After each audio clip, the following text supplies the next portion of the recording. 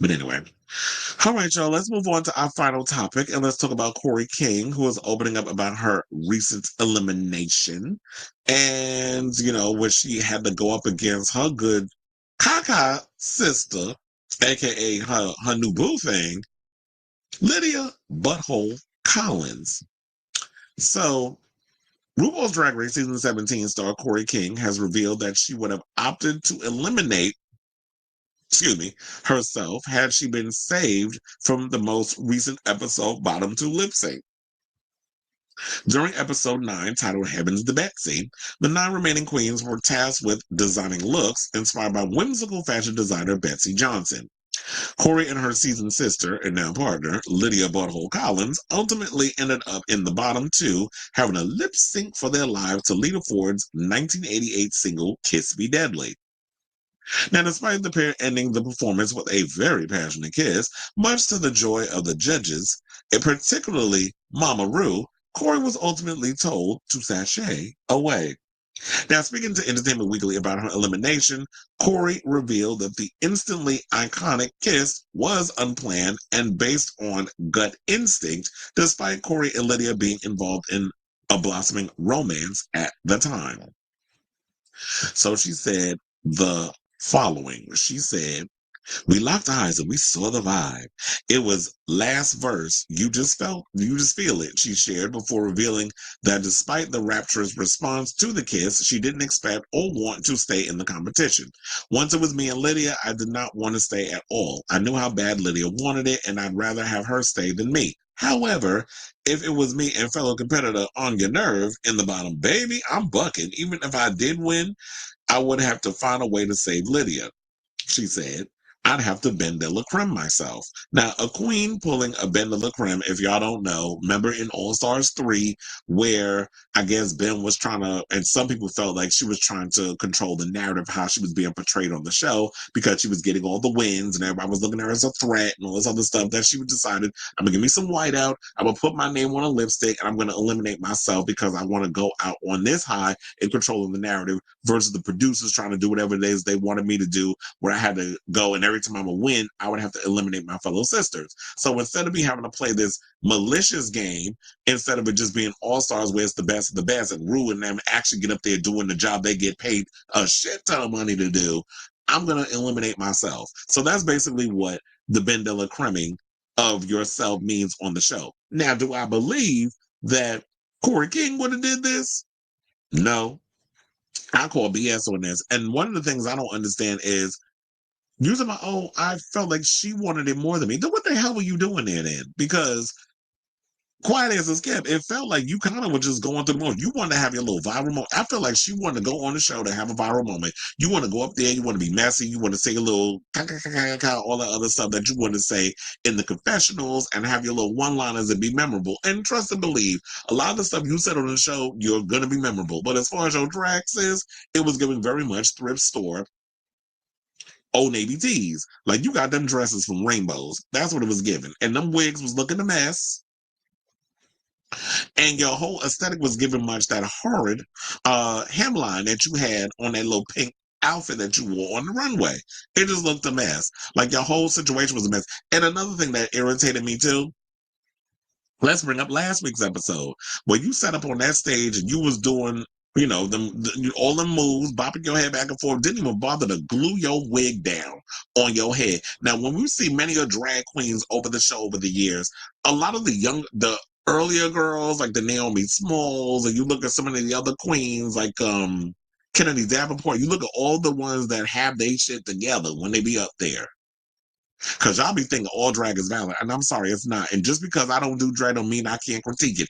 I've been a fan of drag long before there was a RuPaul's Drag Race. I have been giving drag queens my coins long before there was a RuPaul's Drag Race. So for y'all to sit up in here and even try to slither y'all way up in my goddamn comments, like y'all members of the Slytherin, to sit up in here and say, "Oh, well, what do you know about?" I know a fucking lot, because somebody who grew up in New York and have been going to many a club in New York City and have put a lot of coins in the pockets of many of legendary New York City drag queens that you have seen go on RuPaul's Drag Race before we started getting you internet bitches I could go on there and say what I want to say in regards of the type of elevated drag that we look forward to. Even if you're going to come up in here giving Miss Mamas from Venus, who had her whole penis out and no breasts, none of that stuff. When you're gonna when you wear fake boobs, you need to have illusion where we're not seeing the lining of the fake breastplate on the runway, which we saw with Kori in this album. Was it this album or was it the album or a recent one? Because she had the breastplate, and I'm seeing literally the black cutout part that you can literally see the breastplate. You see the lining. Where is the covering? It's supposed to, if you're a drag queen, you're an illusionist. It's supposed to be illusion. That's the whole point of drag, female impersonation, illusion. I ain't supposed to know that you actually giving me man in a dress. We used to read girls down to the floor about that. Have you never seen Tu Wong Fu? How you literally had John Leguizamo character come out, looking a mess, which was based kind of on my friend Larissa Dumont, may she rest in peace. And you actually you was out here looking a hot ass mess, and she came out looking like a swan in the end. Where's the elevation? And y'all are on these damn TV shows looking like this. Like, this is the big leagues. This is not some local club where it's dark and hell is hot, and the lighting is a mess.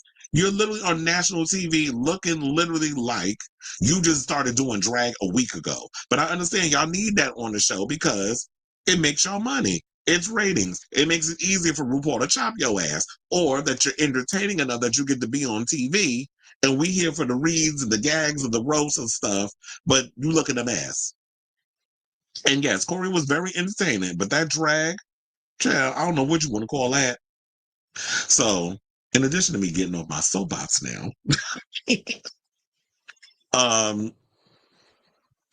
do I believe, like I said, that she would have, like, I just don't understand, like, you're saying, oh, because when you was dickmatized, so all of a sudden, or bussy a size, because she claimed she had top. And so she said, so with you removing yourself from the competition, she wanted it more, so therefore you're going to give it. So, like I said, what's the point of you being in? There are so many queens I know that would kill to be on Drag Race for the opportunity. But now you there, I was like, oh no, I would have sacrificed myself. I would have jumped on that grenade for Lydia Butthole Kollins because we in love. And I'm glad that y'all got your relationship. But here's the thing. That was all production being messy because I said On Your Nerves should have been in the bottom alongside Kori.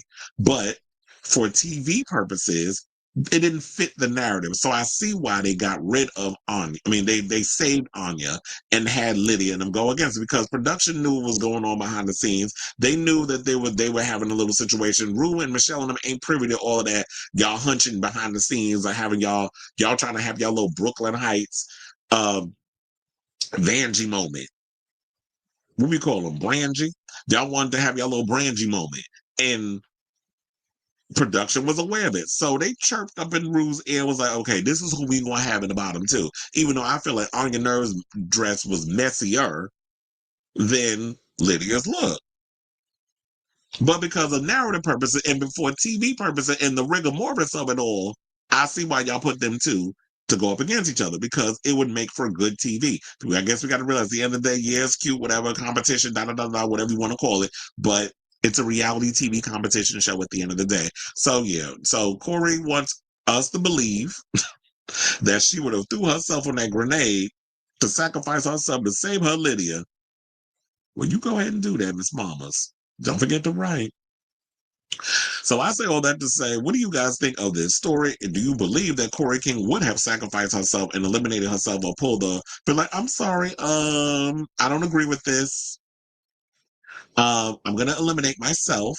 But we don't know because you've been eliminated. So you could just tell us anything and we believe it. Just like there was a lot of stuff that she was saying on that Roscoe's episode that she did last week. And I was sitting there just like, girl, you are full of shit. I'm not buying none of this stuff that you out here that you really trying to exaggerate it because you getting a lot of ha ha ha. But you loving the crowd. You liking the attention you getting. So I feel like you embellishing. And I feel like she's embellishing here. But I wasn't there. So, and I don't live rent free inside her brain. So we're just gonna have to take her word for it. Whether or not you believe it is up for speculation and debate. So let me know what you guys think of this story in the comments down below.